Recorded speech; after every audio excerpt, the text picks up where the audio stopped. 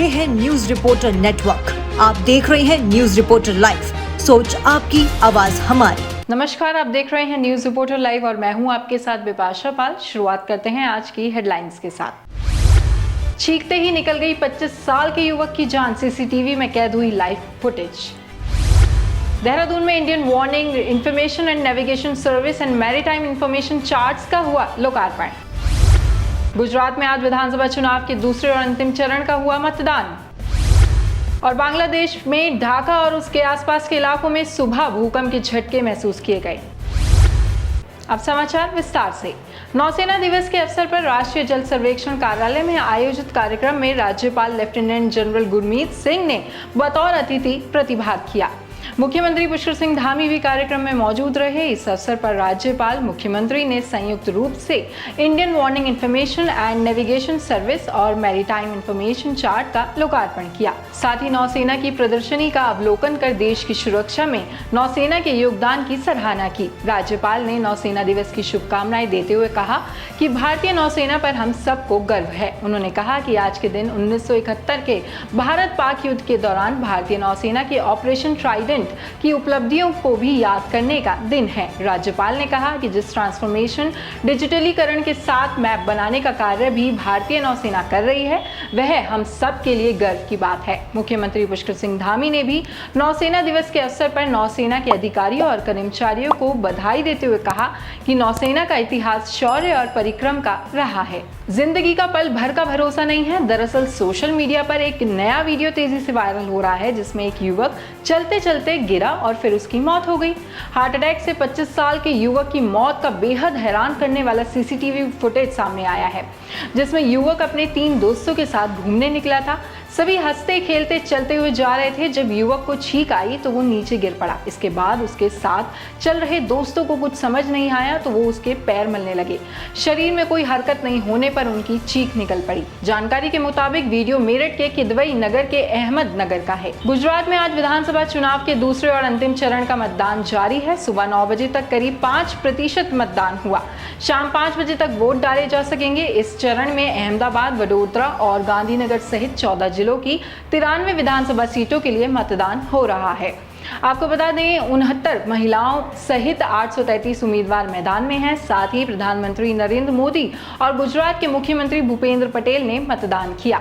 चुनाव आयोग ने लोगों से बड़ी संख्या में मतदान करने को कहा है। सरकार मोटे अनाज के निर्यात को बढ़ावा देने के लिए आज नई दिल्ली में मोटा अनाज पोषक खाद्यान्न सम्मेलन आयोजित कर रही है।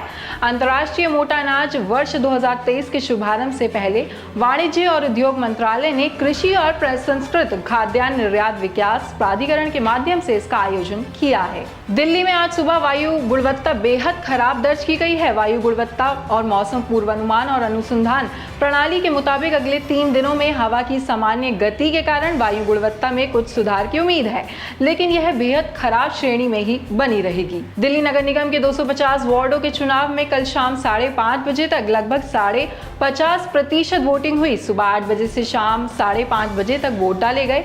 आपको बता दें आदर्श आचार संहिता के उल्लंघन की छिटपुट घटनाओं के अलावा मतदान शांतिपूर्ण रहा। फीफा विश्व कप फुटबॉल के प्री क्वार्टर फाइनल आज रात 8:30 बजे जापान का मुकाबला क्रोएशिया से और देर रात 12:30 बजे ब्राजील का सामना दक्षिण कोरिया से होगा। फीफा विश्व कप में इंग्लैंड और फ्रांस क्वार्टर फाइनल में पहुंच गए हैं। इंग्लैंड ने कल प्री क्वार्टर फाइनल में सेनेगल को 3-0 रन से और फ्रांस ने पोलैंड को 3-1 रन से हराया। उत्तरकाशी में पंचकोसी यात्रा ट्रैक को पर्यटन और धार्मिक दृष्टिकोण से विकसित करने के लिए ग्राम ज्ञानसन से व्यासकुंड, शिंकलेश्वर और विमलेश्वर महादेव होते हुए जिलाधिकारी सहित अन्य अधिकारियों और जनप्रतिनिधियों ने वरुणावत ट्रैक का भ्रमण किया। साथ ही वरुणावत टॉप में पर्यटन की संभावनाओं को विकसित करने के लिए मजबूती की भी मांग रखी गई।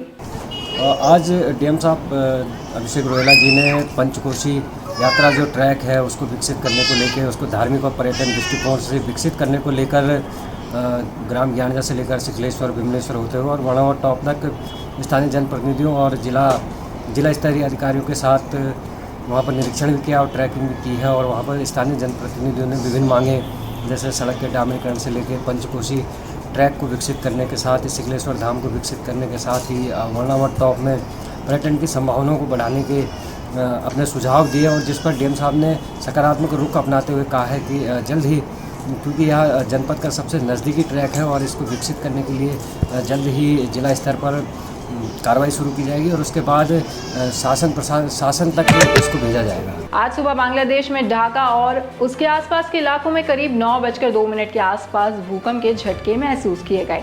इसकी तीव्रता रिक्टर पैमाने पर 5.1 मापी गई। वहां के मौसम विभाग के अनुसार भूकंप का केंद्र बंगाल की खाड़ी में ढाका से 520 मिलीमीटर दक्षिण पश्चिम में था। अभी तक कहीं भी जानमाल के नुकसान की कोई सूचना प्राप्त नहीं हुई है। रविवार को मुख्यमंत्री पुष्कर सिंह धामी ने मुख्यमंत्री कैंप कार्यालय से देहरादून स्मार्ट सिटी के अंतर्गत 10 इलेक्ट्रॉनिक बसों का विस्तारित मार्ग आईएसबीटी से मालदेवता और आईएसबीटी से सहसपुर रोड के संचालन का शुभारंभ किया। मुख्यमंत्री ने टिकट लेकर घंटाघर तक बस में यात्रा भी की। स्मार्ट सिटी के अंतर्गत 20 इलेक्ट्रॉनिक बसों का संचालन देहरादून में पहले से ही किया जा रहा है। उन्होंने देहरादून जिलाधिकारी को निर्देश दिए हैं कि यह सुनिश्चित किया जाए कि इन बसों के आने जाने की समयावधि की आम जनता को भी जानकारी हो। चमोली जिले में सड़क हादसा हुआ है। गोपेश्वर गिगराण मोटर मार्ग पर बोलेरो खाई में गिरी है। हादसे में 2 लोगों की मौत हो गई है, 3 गंभीर रूप से घायल हैं। घायलों को हायर सेंटर रेफर किया गया है। साथ ही आपको बता दें, घायलों का उपचार गोपेश्वर के जिला चिकित्सालय में किया जा रहा है। वहीं ऋषिकेश के पास व्यासी में एक ट्रक खाई में गिर गया। इस हादसे में 2 लोग घायल हो गए हैं। कैबिनेट मंत्री गणेश जोशी ने उद्यान कृषकों के हिमाचल प्रदेश में 3 दिवसीय प्रशिक्षण के लिए वाहनों का फ्लैग ऑफ किया। उत्तराखंड में सेब की खेती और उत्पादन को बढ़ावा देने के लिए यह प्रशिक्षण बेहद महत्वपूर्ण माना जा रहा है।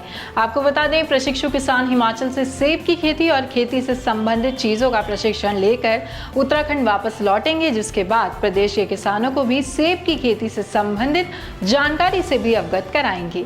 आज हमारे प्रदेश के युवा मुख्यमंत्री पुष्कर सिंह धामी के नेतृत्व में हमारी सरकार नए नए आयाम स्थापित कर रही है। चाहे शिक्षा का क्षेत्र हो, स्वास्थ्य का क्षेत्र हो, चाहे कृषि का हो, हॉर्टिकल्चर का हो। और आज किसानों की आय दुगनी करने का जो मोदी जी का संकल्प है, उसको पूरा करने की दिशा में, और जो मुख्यमंत्री जी का नारा है कि 2025 में जब हमारा राज्य 25 साल का होगा, हम अपने प्रोडक्शन को दुगना करेंगे। और हमारे यहाँ एप्पल में बहुत संभावनाएं हैं। आज हिमाचल और कश्मीर एप्पल के क्षेत्र में अगले राज्यों में है। और हमने संकल्प लिया है कि 2025 में जब हमारा राज्य 25 साल का होगा, हम इस एप्पल के उत्पाद को दुगना करेंगे।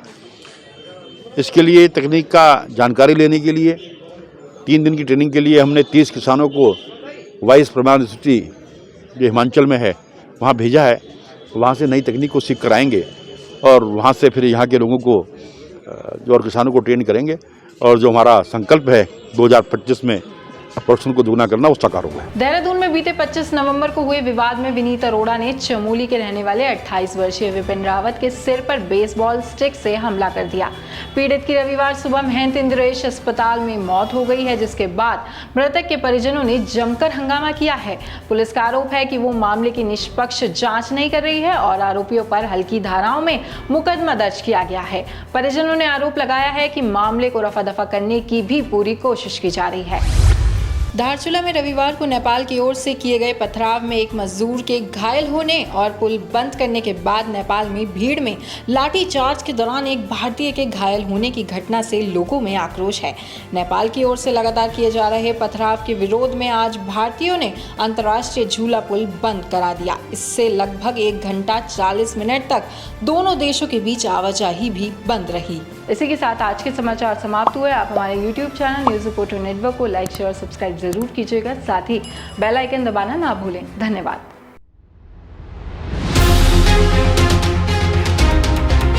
ये है न्यूज़ रिपोर्टर नेटवर्क। आप देख रहे हैं न्यूज़ रिपोर्टर लाइव। सोच आपकी, आवाज हमारी।